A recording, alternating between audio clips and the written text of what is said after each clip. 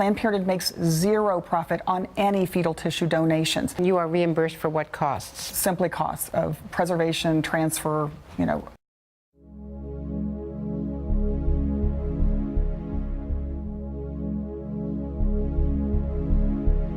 If we alter our process and we are able to obtain intact fetal cadavers, it's all just a matter of line items.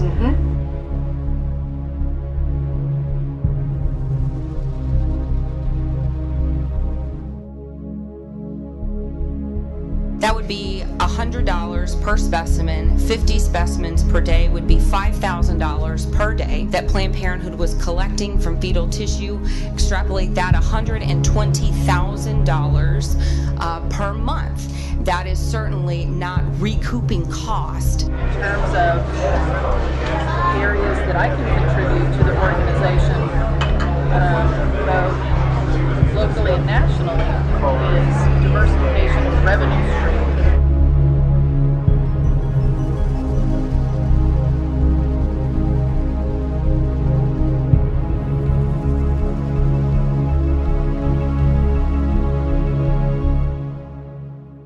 Well, so under the scope of where we probably have an edge over other organizations, our organization has been doing research for many, many, many years. And we've had studies in which the company, or in the case of the investigator, has a specific need for a certain portion of the products of conception, and we bake that into our contract and our protocol that we follow this. So we deviate from our standard in order to do that. Telling you this so then we can get creative about when and where and under what conditions can we interject something that is specific to the tissue procurement needs. Sorry, that goes to my perfect for my next. Can you get creative? Can you alter if we say we need a liver? Or not just liver, thymus, but let's say neural tissue is very difficult because. Could you adjust the procedure if you knew they need high volume of this? Could you match that and 18 to 22 week neural specimens, in so both hemispheres intact. Yes. You could do that. Yeah, I think we can. I mean, some of it is really outside.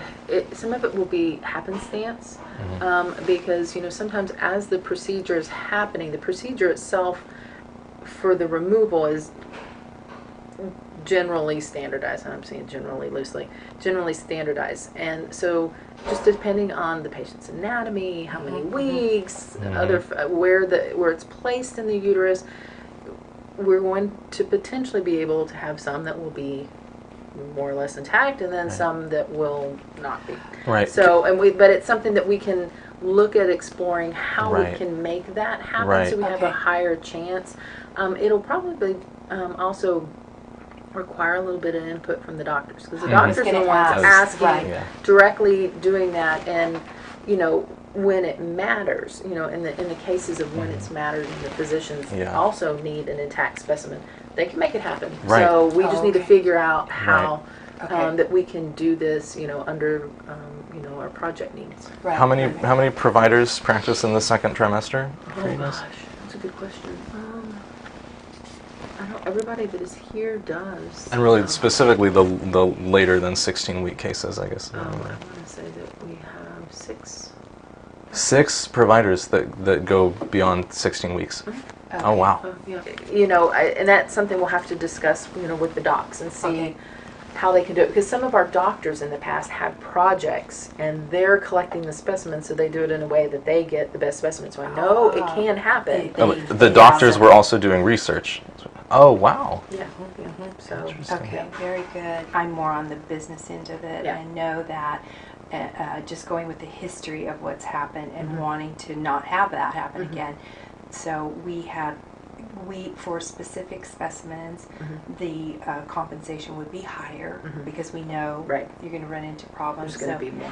How do we frame that so that we're not saying we're giving a higher. Yeah, we can work it out in the context of obviously the procedure itself is more complicated. So that anything that we integrate into that procedure without having you cover the procedural cost is going to be higher, right? So anything about higher gestational age, there's more opportunity for complication. There's more administrative time involved. Sometimes the procedures are longer. So then anything that we piggyback onto that for collection purposes, obviously, would have to reflect that additional time cost, administrative burden. So that our compensation that's higher to you for our specific specimen intact could be built and into that's something that getting more information about it, as intact as you need, how we're going to do that. Then from there,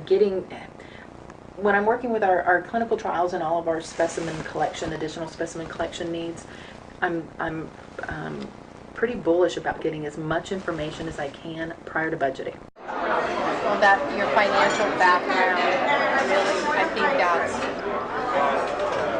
what you can see the benefit of this financially.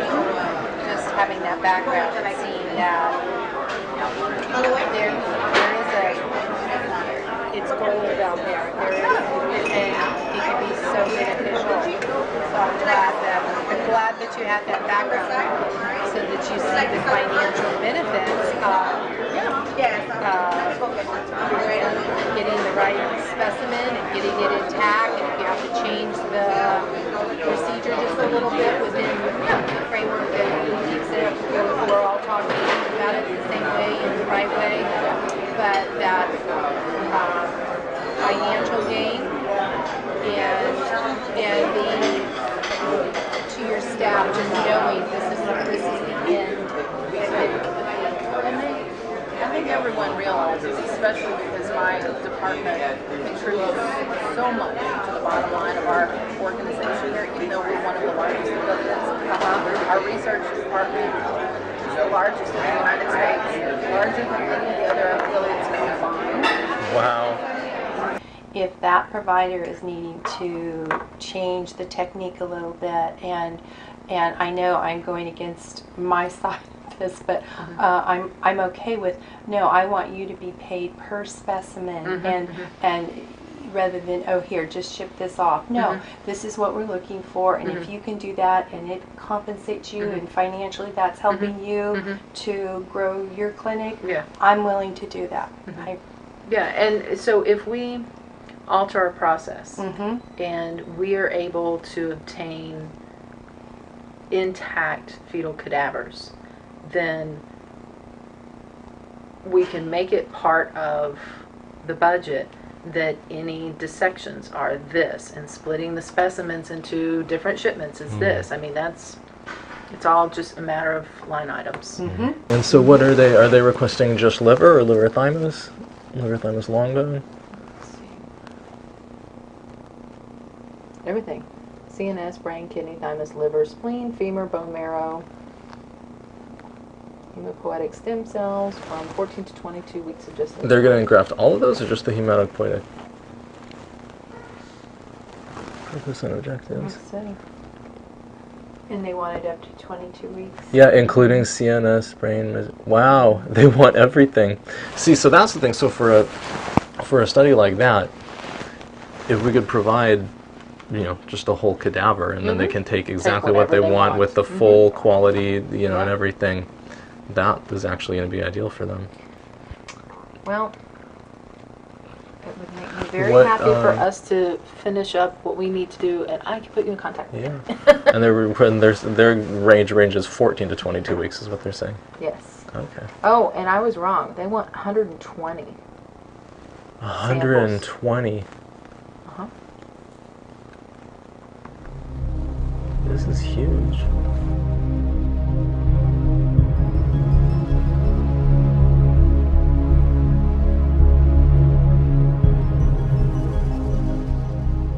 Are there any fresh specimens from today that we can still look at, or? We had a really long day and they're all mixed up together in a bag. Yet if I would have known 10 minutes ago, I would have saved something. You know what, though, if we could get if we could just, that doesn't, I mean, it's not like we need something today, but if we could get a visual today of it, that would be a good thing. Is that possible?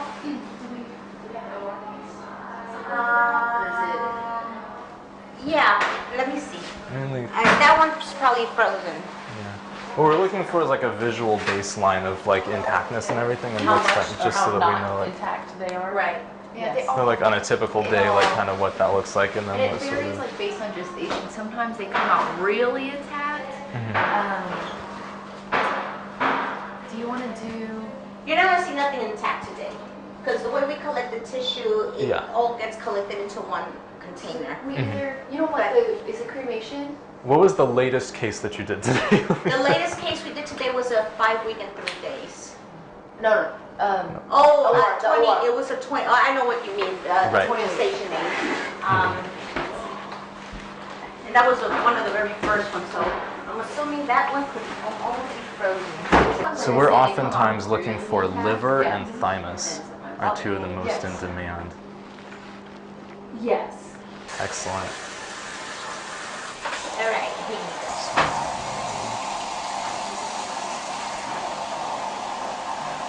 So now this.